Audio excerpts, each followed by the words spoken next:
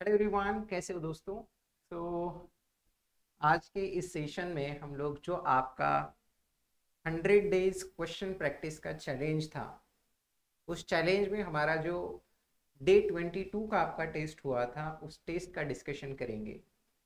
चलिए फिर शुरू करते हैं आज का टॉपिक और देखते हैं आपके पास कौन से क्वेश्चंस आए थे और उन क्वेश्चंस का आंसर आपने क्या किया होगा और कौन सा करेक्ट है इसका आंसर। सबसे पहला सवाल दोस्तों अपने पास ये था कि consider the equation dy upon dt is equal to 1 plus f square t and y of 0 equal to 1 t greater equal 0 where f is a bounded continuous function on interval 0 to infinity. Then पहला option था the equation admits a unique solution y of t and further limit of y of t as t tends to infinity exists and it is finite. दूसरा, this equation admits two linearly independent solutions. तीसरा, this equation admits a bounded solution for which limit of y does not exist as t tends to infinity.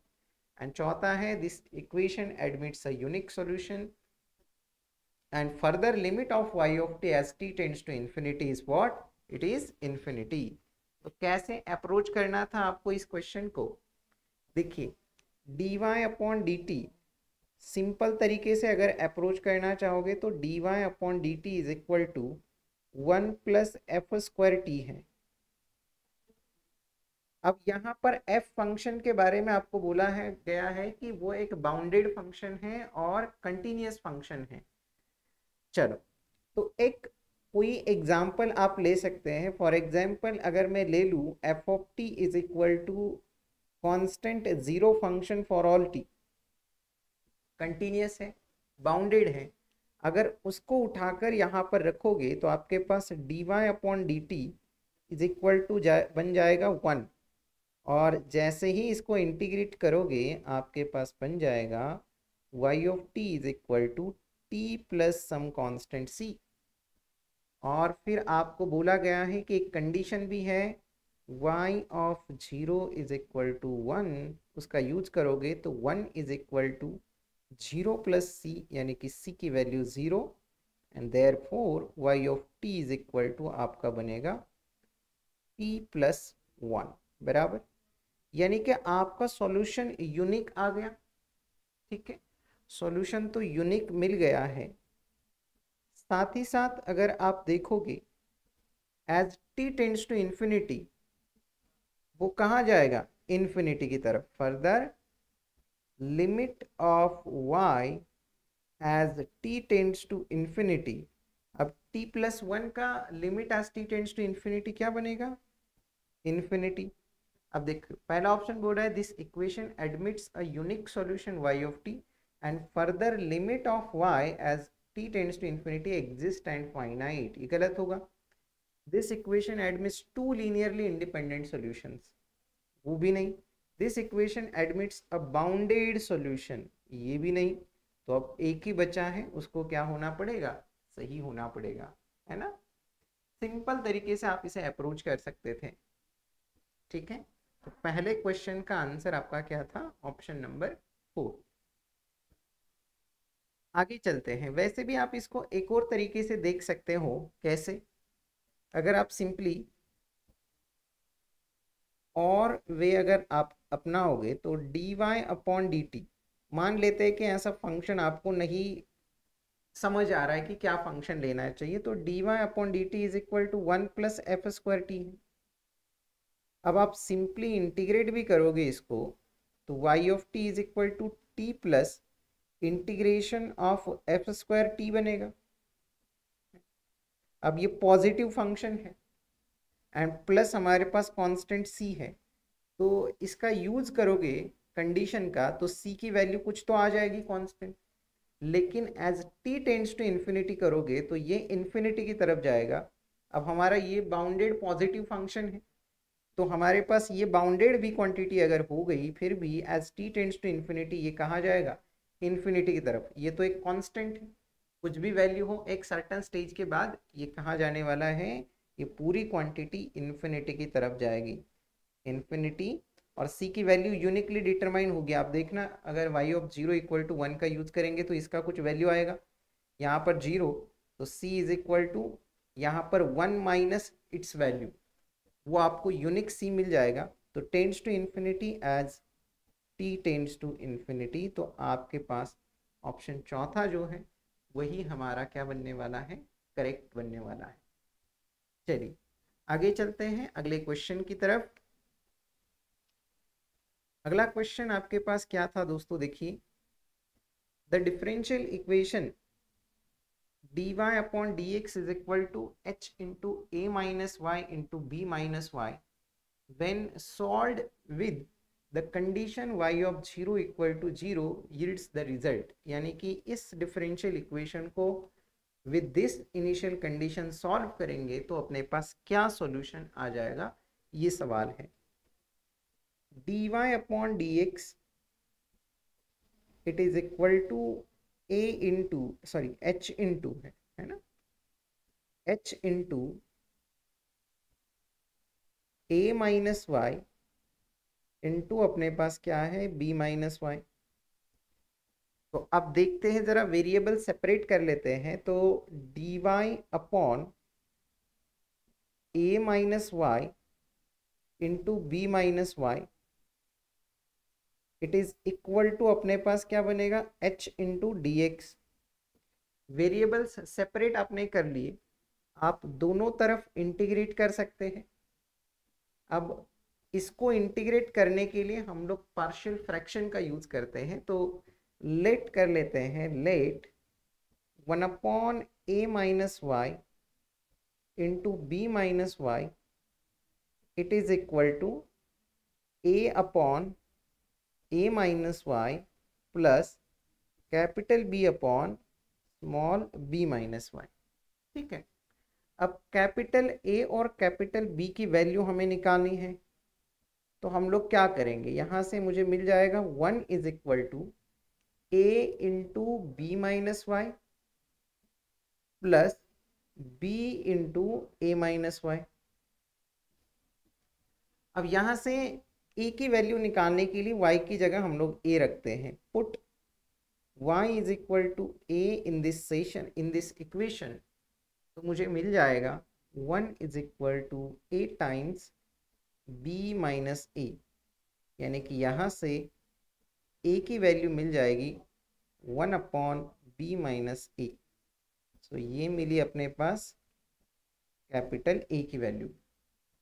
दूसरी चीज, सो अब b की value निकालने के लिए हम लोग उसी इक्वेशन में y is equal to b रख लेते हैं। तो यहाँ से हमारे पास बनेगा 1 is equal to a times, अब 0 बन जाएगा, a टाइम्स तो 0 हो जाएगा और b टाइम्स अपने पास बनेगा स्मॉल a माइनस b, यानी कि यहाँ से कैपिटल B आ जाएगा 1 अपॉन a माइनस b। तो a और b आपको मिल गया है। अब आप सिंपली इसको इंटीग्रेट कर सकते हैं। Therefore integration 1 upon a minus y into b minus y को आप रिप्लेस कर सकते हैं। अब 1 upon b minus a upon a minus y plus 1 upon a minus b, 1 upon a minus b divided by b minus y into अपने पास dy, and this is equal to integration h dx। ठीक है, 1 upon b minus a as it is into, अब 1 upon a minus y का integration log of a minus y with minus sign. अब यहाँ से 1 upon b minus a common निकाला है तो यहाँ पर ऑलरेडी माइनस साइन है। 1 अपॉन b माइनस वाई का integration log of b minus y with y का कोएफिशिएंट y, वो प्लस बन जाएगा and this is equal to h into x plus constant c अपने पास बनेगा। अब लॉगरिथमिक प्रॉपर्टी यूज कर लेते हैं यहाँ पर।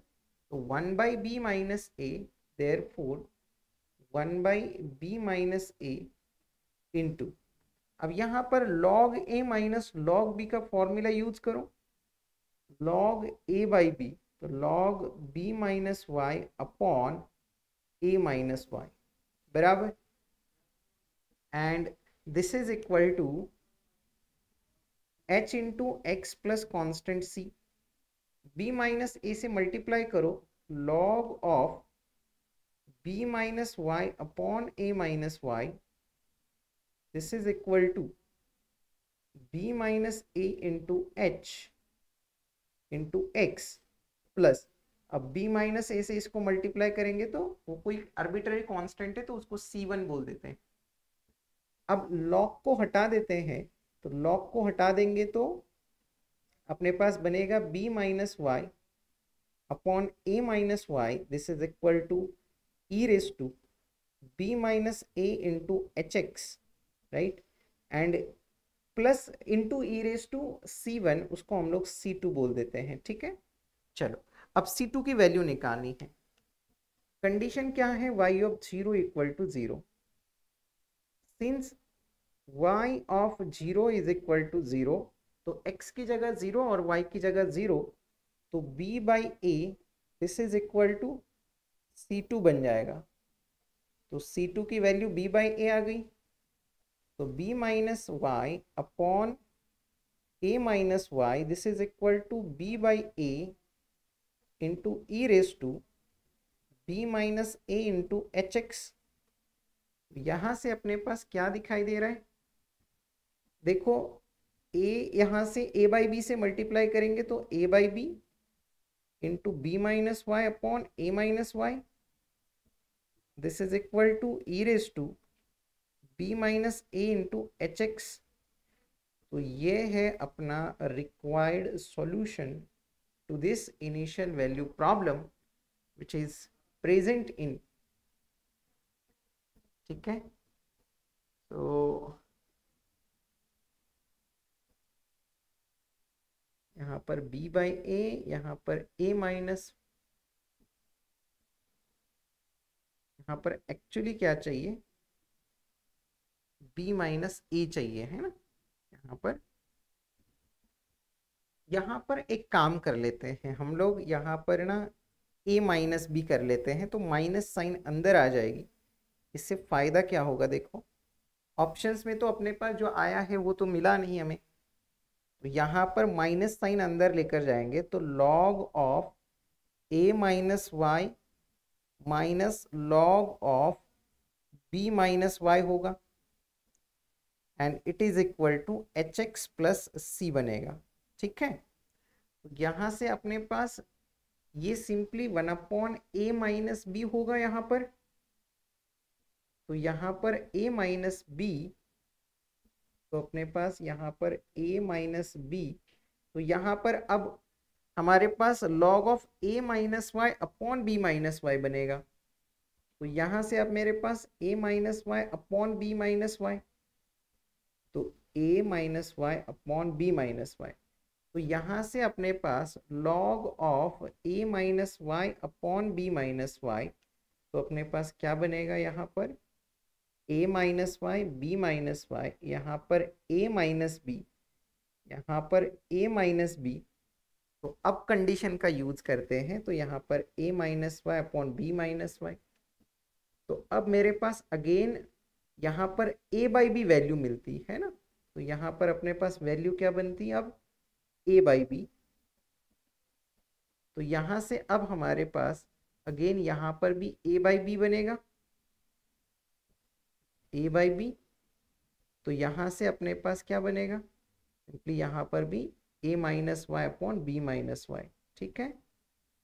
तो यहाँ पर भी अपने पास चेंज होगा, तो ये a माइनस बी, ये भी a माइनस बी, देन इसके बाद ये a minus y upon b minus y, a minus y upon b minus y, a by b का यहाँ पर क्या होगा b बाई ए, तो b by a into a minus y upon b minus y e raise to a minus b into h x, जो हमें दिखाई दे रहा है ऑप्शन 1 में, तो ऑप्शन 1 हमारा क्या होगा, करेक्ट ऑप्शन। ठीक है, यहाँ पर हम लोगों ने बस माइनस साइन b माइनस ए कर लिया था, लेकिन ऑप्शन के हिसाब से उनको क्या चाहिए था, a माइनस बी चाहिए था।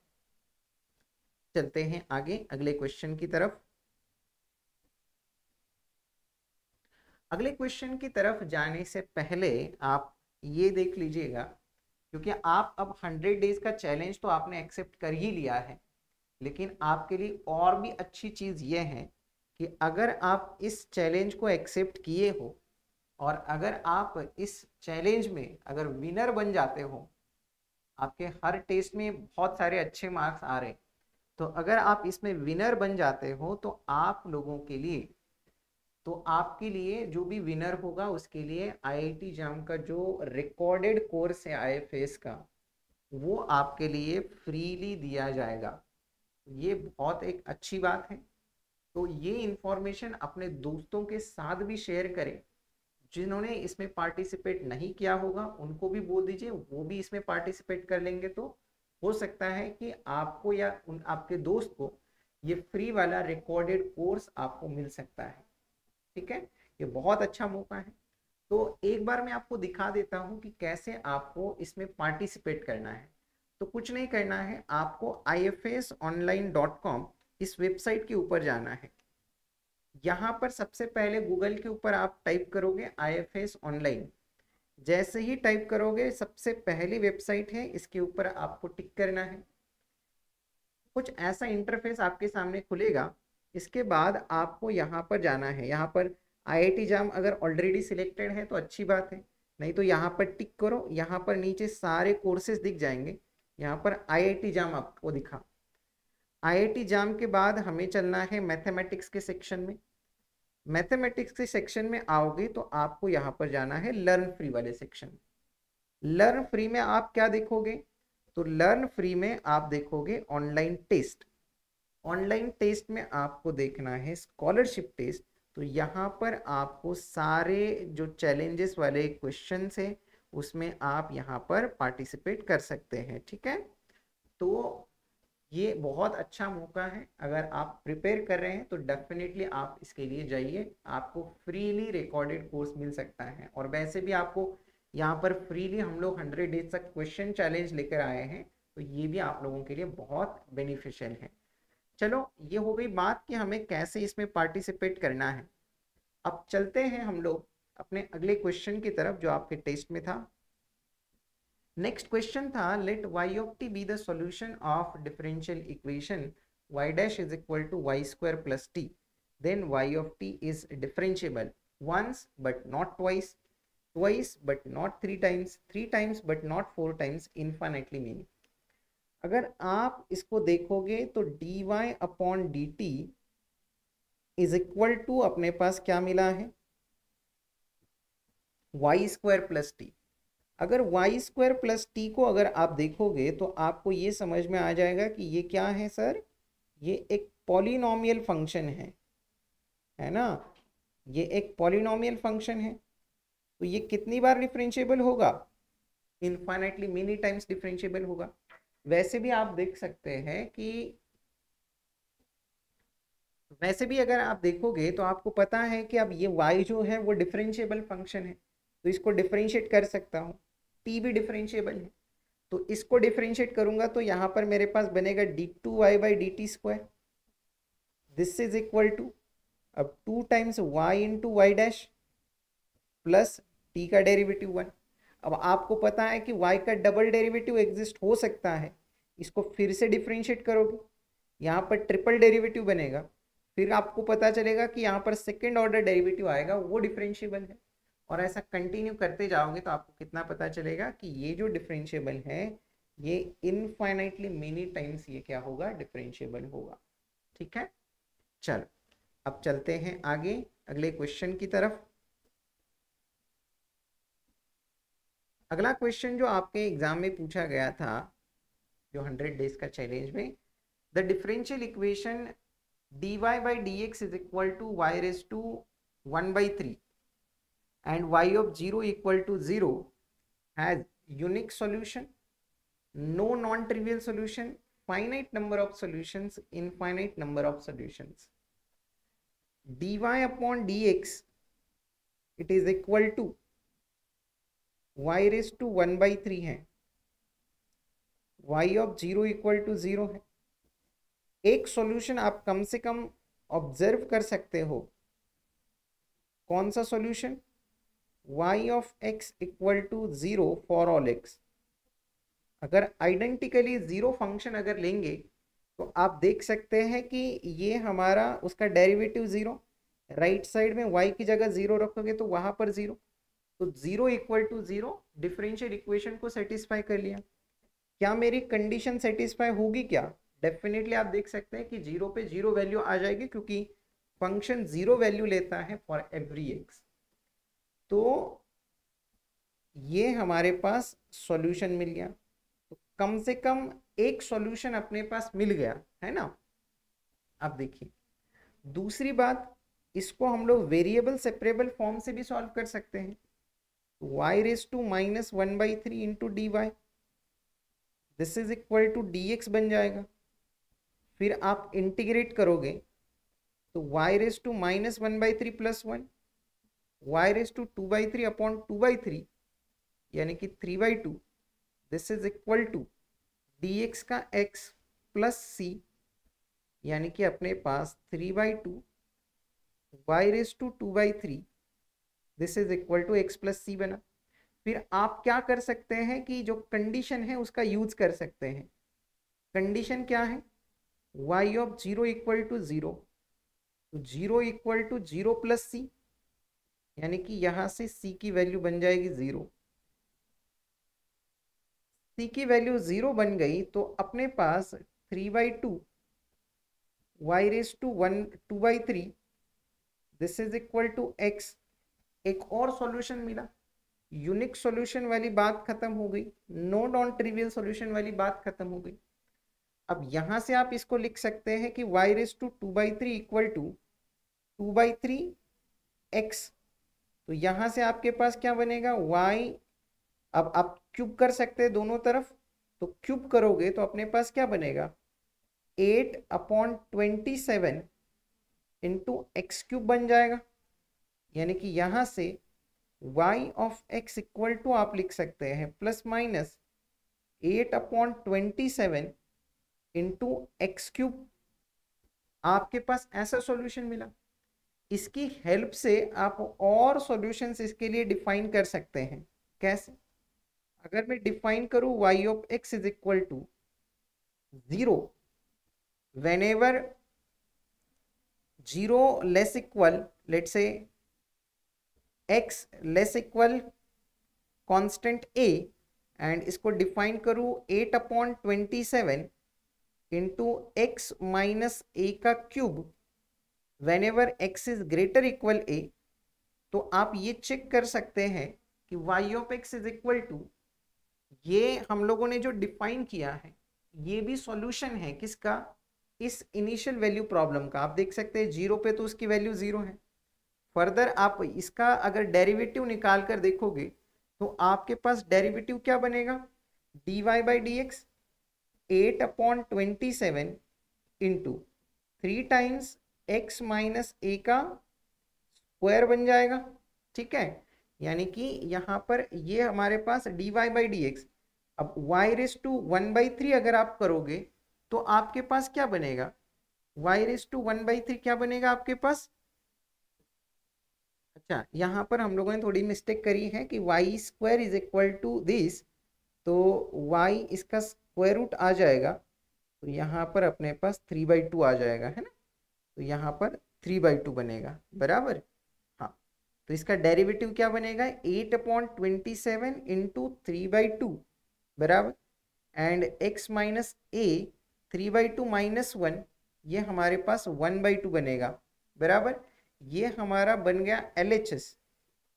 ठीक है, अब सिमिलरली अगर आप राइट हैंड साइड कैलकुलेट करोगे तो राइट हैंड साइड क्या है? y रेस टू 1/3, इसका क्यूब रूट निकालो तो आपके पास क्या बनेगा? 2 अपॉन, अब यहाँ पर से अपने पास, अच्छा इसका भी स्क्वायर रूट आ जाएगा, है ना, इसका भी स्क्वायर रूट, तो अपने पास यहाँ पर क्या बन जाएगा? y रेस टू 1/3 8/27 ये एज इट इज, और इसका स्क्वायर रूट करेंगे तो अपने 1/3 पावर करोगे तो x माइनस ए की पावर अपने पास क्या बनेगी, 1/2 आ जाएगी, है ना। ऐसा कुछ अपने पास बनेगा। देखो यहाँ पर अपने पास क्या बन रहा है, LHS में तो dy/dx है, तो इसका डेरिवेटिव अपने पास क्या बना, √8/27 एज इट इज, इसका डेरिवेटिव 3/2 आ गए, x माइनस ए की पावर 1/2। तो अब इसको जरा इवेल्युएट करोगे तो √8 को हम लोग 2√2 लिख सकते हैं, देन √27 को 3√3 लिख सकते हैं, this is equal into 3/2 and this is x minus a raise to 1/2। तो यहाँ पर अपने पास इससे ये कैंसिल हुआ, इससे ये कैंसिल हुआ, तो ये √2/3 into x minus a raise to अपने पास क्या बना, 1/2 बना। ये LHS आ गया। RHS में देखिए हमारे पास क्यूब रूट निकालना है किसका, इसका। तो अब देखिए यहाँ पर हम लोग जरा इसको सिंप्लीफाई कर लेते हैं, तो क्यूब रूट निकालेंगे तो अपने पास क्या बनेगा, यहाँ पर √8/27 इसका क्यूब रूट, एंड यहां पर इसका क्यूब रूट क्या बनेगा, x माइनस ए की पावर 1/2 बराबर। अब आप देखिए, अब यहां पर 8 का क्यूब रूट अपने पास क्या बनेगा, 2। ठीक है, अब मैं इसको कैसे लिख सकता हूं कि 2/3 रेज टू 3, ठीक है, इसका 1/2 है और इसका अपने पास क्या है, 1/3 है। देखो 8 का स्क्वायर रूट है, 2 का क्यूब 8, 3 का क्यूब 27, उसका स्क्वायर रूट और उसकी पावर 1/3 है, into x minus a raise to 1/2 है। तो यहाँ पर अपने पास क्या बनेगा, ये क्यूब रूट से ये कैंसिल, तो 2/3 का स्क्वायर रूट, यानी कि ये हमारे पास क्या बना, सेम टू सेम आ गया। देखो जरा, √2/3 ही बचा, x minus a raise to 1/2 ही बचा। LHS इक्वल टू RHS मिला, ये हमारे पास क्या बना, सॉल्यूशन किसका, इस डिफरेंशियल इक्वेशन का, इस इनिशियल वैल्यू प्रॉब्लम का। तो अब यहां पर मैंने a को कोई फिक्स नहीं किया था, आप a को कोई भी पॉजिटिव नंबर असाइन कर सकते हो, 1 2 3 4 100 एंड सो ऑन। तो a के पास ऐसे कितने चॉइसेस है, इनफाइनाइट। तो आपके पास कितने सॉल्यूशंस मिलेंगे, इनफाइनाइटली मेनी सॉल्यूशंस। बहुत इंटरेस्टिंग क्वेश्चन था ये, ठीक है। चलो चलते हैं आगे अगले क्वेश्चन की तरफ। अगला क्वेश्चन आपके पास पूछा गया था, the order of the differential equation whose general solution is y is equal to c1 cos 2x plus c2 cos square x c3 sin square x plus c4s। Order निकालनी है जिसका जनरल सॉल्यूशन ये होगा। अब देखो यहाँ पर actually हमें ये निकालना है कि एक्चुअली इसमें कितने नंबर ऑफ आर्बिट्ररी कॉन्स्टेंट्स है, इसके करस्पॉन्डिंग जब डिफरेंशियल इक्वेशन बनाएंगे तो उसकी ऑर्डर क्या होगी, ये सवाल है। y is equal to c1 cos 2x को हम लोग लिख सकते हैं cos square x plus minus sine square x plus c2 into cos square x plus c3 into sine square x and plus c4 हो गया। अब आप देखिए जरा, y इज इक्वल टू यहाँ से हम लोग c4 कांस्टेंट है उसको भी हम लोग लिख सकते हैं cos square x plus sine square x।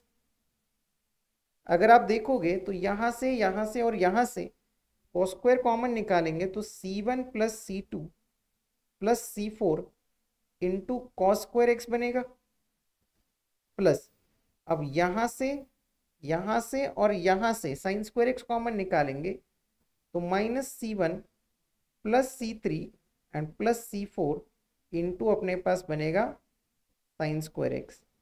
अब ये एक कांस्टेंट है, आर्बिट्ररी कांस्टेंट, ये भी एक आर्बिट्ररी कांस्टेंट है, दोनों को कुछ नाम दे देते हैं। तो a into cos square x plus b into sine square x बनेगा। तो आप मुझे बताइए, अगर इस फैमिली में कुल मिलाकर 2 ही आर्बिट्ररी कांस्टेंट्स है, तो इसके करस्पॉन्डिंग जो डिफरेंशियल इक्वेशन बनेगा उसकी ऑर्डर कितनी होगी, 2 होगी, right. So order of differential equation will be 2। अब आप कहोगे कि सर ऐसा कर लेते हैं कि साइन स्क्वायर एक्स को 1 माइनस कॉस स्क्वायर लिख लेते हैं, फिर भी आपके पास 2 आर्बिट्ररी कांस्टेंट्स बचेंगे ही बचेंगे, ठीक है।